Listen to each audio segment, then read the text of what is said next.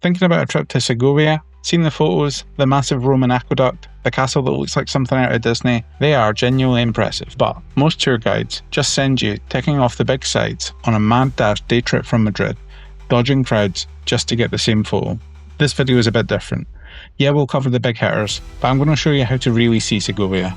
This means finding great viewpoints, exploring the quieter streets and squares off the main routes, taking walks with cracking views, and importantly giving you practical tips so you can actually enjoy the place without running around mad. So if you want more than just a quick look and actually want to get a proper feel for Segovia, stick around for a guide designed to help you get the most out of your visit.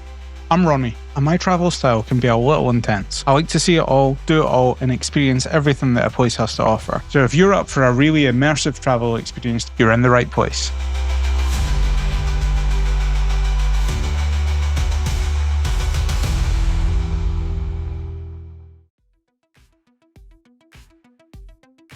Okay, let's start with the most dominant feature, the Roman aqueduct. Photos don't really capture the scale of this thing. Standing underneath it, seeing it stretch through the city is quite impressive. Built in the first or second century, I think. So this was built without any mortar, cement, just like perfectly cut bits of granite, and it stood for thousands of years. This is the highest point. It's about 30 meters or 10 stories tall. It's pretty impressive. The Romans were good at building stuff, right? Can you imagine how long this would take to build now? Health and safety and all that. I wonder if they kept a record of how many fatalities there were. I imagine there was a few, probably built by slaves, to be fair. So there's some steps over here, and if we climb up them, we'll get a good view right down the aqueduct. And you know how I love climbing steps. A cool view already from here. But I will climb up. That was worth the climb though. Cool view. It goes so far out from there, it sort of turns around, heads out towards the mountains. The mountains are covered in snow. Very cool. Apparently there used to be bronze letters up at the top there, which is the name of the person who built it, or at least the person who paid for it. Pretty sure he wasn't the one laying all the bricks. Oh, can actually get a bit higher. So this is the Mirador del Postigo. You get a really good view of the aqueduct. And you see it turning and heading out. Actually goes quite far. We can follow it a little bit up out to the mountains. Strange they didn't just make it in a straight line. There must have been something important in the way. And the end of it's pretty much here. Yeah, and up here seems to be the end of it. I wonder where the water went. See if I can get up there. Okay, so this is where the aqueduct goes. So where we saw it, here, and it looks like it ends there, but it actually runs underground. The water ran underground all the way along here, and then to here, by all the houses here with water. That's cool. From the aqueduct, you'll naturally head uphill into the old town along the main street, called the Calle Real. As you walk along, keep an eye out for the Casa de los Picos. You can't miss its facade covered in pyramid-shaped granite blocks. Further along Calle Real, you'll find Plaza de San Martín. This is the Plaza de San Martín, and behind it, the Iglesia de San Martín. It's kind of a central point in the old town. Not my hotel. It's just here. Let's see what the deal is with this tower. I'm guessing you can climb it. A cool little courtyard. So €5 to come and visit this tower. €5 to climb up more stairs. I love paying to climb upstairs. These drawers are pretty cool.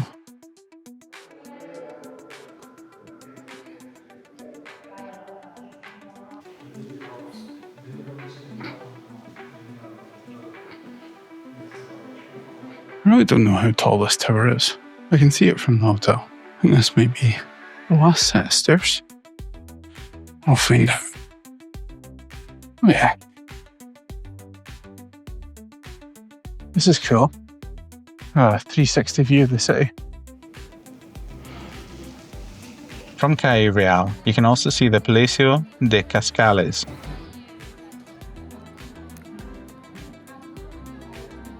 Continuing along Calle Real brings you eventually to the main square. This is Spain. What's going on? Shouldn't be raining. Anyway, this is Plaza Mayor, the main square in Segovia. Kind of dominated by this big guy. At the minute, because it's raining, it's pretty quiet. Feels like a good time to go and see the cathedral. known locally as the Lady of Cathedrals. It's a large, impressive example of late Gothic design. Construction started in the 16th century. The details on the outside, the flying buttresses, and its general size make it a key landmark here. Okay, so we're in yet another Spanish cathedral. They're all starting to look the same. I don't know how many of these I can see. Not quite yet. I mean, it's pretty grand, to be fair. Does Spain have the best cathedrals? Granada, Palma, Toledo. It's weird. When you walk into the chapels, I've got white censers. I don't know if this one will.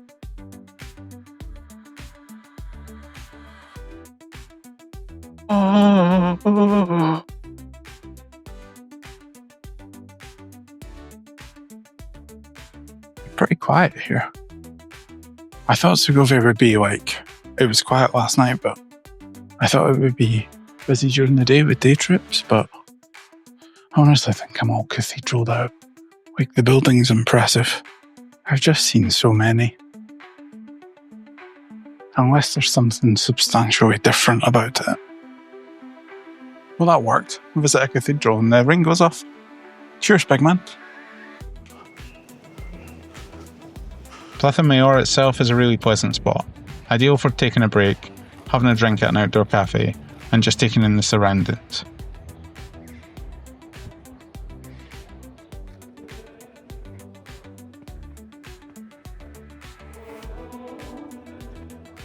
While you're near the Plaza Mayor, don't miss heading over to Paseo del Salón. It's a walkway along the southern edge of the old city walls, including the bastion overlooking the Clamores Valley, Valle de Clamores. The panoramic views out across the valley from up here are pretty impressive. While Calle Real is the main artery running through the city, it's also rewarding just to wander around the narrow side streets branching off from it, Plaza Mayor and Plaza San Martín. This is how you can explore areas like the old Jewish quarter, the Judería, with its distinct atmosphere and quieter lanes. Don't be afraid to get a little lost. The streets here are pretty cool. Pretty quiet though. We were just wandering past and looked through this doorway. Oh, this well.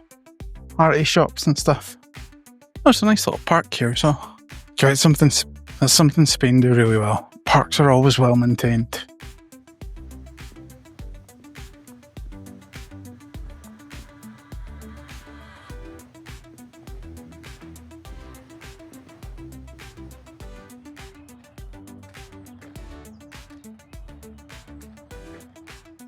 Now at the other end of the old town, you'll find the Alcázar of Segovia. Its position on a rocky outcrop, complete with turrets and a moat, gives it that classic castle appearance. It's served various roles over time: fortress, royal palace, prison and military academy. Some say its distinctive shape was even a reference point for Disney's Cinderella castle. Right by the Alcázar, which is here. Oh, this castle's cool. Reminds me a bit of San Marino, the way it's set, obviously. Altitude-wise, this is much lower than San Marino. I think San Marino's on a mountain about 700 metres up. This is maybe 50, 100? I guess that would have been like a drawbridge at one point. Oh, it's quite far down. Inside, you can see the decorated rooms and learn more about its past. You see all this sort of Moorish influence. I'd like to hire this out for come down with me. Like, yeah, this is my house. Look at that ceiling. It's reminding me a bit of the Alhambra, especially with that ceiling. It's served various roles over time: fortress, royal palace, prison and military academy. So it's seen a lot of history. It also has strong ties to Spanish royalty. Notably, Isabella I was proclaimed Queen of the Castle nearby. Some say its distinctive shape was even a reference point for Disney's Cinderella castle. You look from here, and you look down, it just goes down. It's quite far down. I've seen a lot of castles, like I've seen a lot of cathedrals, but this one's quite nice actually. All the ceilings are really cool. The building itself on the outside as well, it's really cool. You get a cool perspective of the castle from this little tower thing. I don't know what you call it. And the views from the Tower of Juan II, looking back over Segovia, are worth the 150 steps you need to climb to get up it. After seeing the Alcázar up close, there's a really nice walk you can do for a totally different perspective. Head down towards the Jardín de los Poetas, which is near the Alcázar entrance. From there, you can leave the old city walls through the archway known as the Puerta de Santiago. This takes you down a path towards the Eresma River. As you walk along the riverside path below, look back up. You get these fantastic views of the Alcázar, perched way up on its massive rock. It really gives you a sense of its scale and defensive position.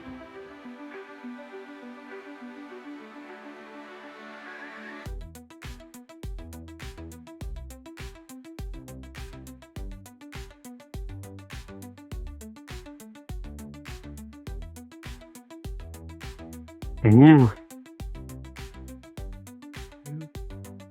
What? Shut up! I've gone in here and this dick says to me, beware of bears. The only bear in this cave is me. You can follow this path along the river for a while, enjoying the greenery. It's a great way to escape the busier streets of the old town for a bit, and get a different perspective on the town. The path eventually leads you around towards the eastern side of the city, allowing you to look back into the old town. It's a really nice walk if you have the time and fancy stretching your legs and seeing the castle from a different perspective.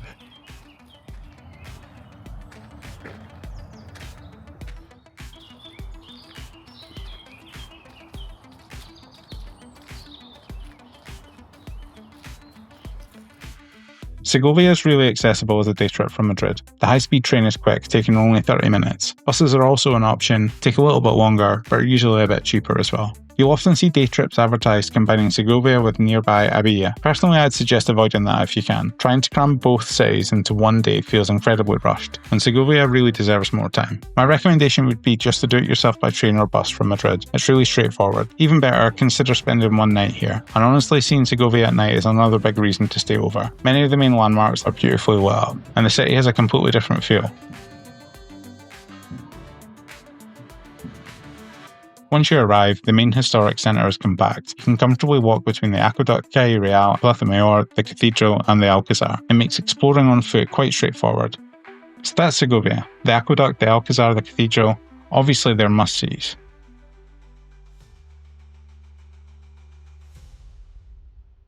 But hopefully, by exploring those other viewpoints like Paseo de Salón, checking out the Plaza de San Martín, taking the walk along the river, and maybe staying overnight, gives you a few ideas of how to really soak it all in beyond the main checklist. It's definitely a worthwhile trip from Madrid, especially if you give yourself the time to enjoy it properly. If you want to see more content like this, then please give this video a like, subscribe, hit the notification bell, it really helps. Cheers, see you soon.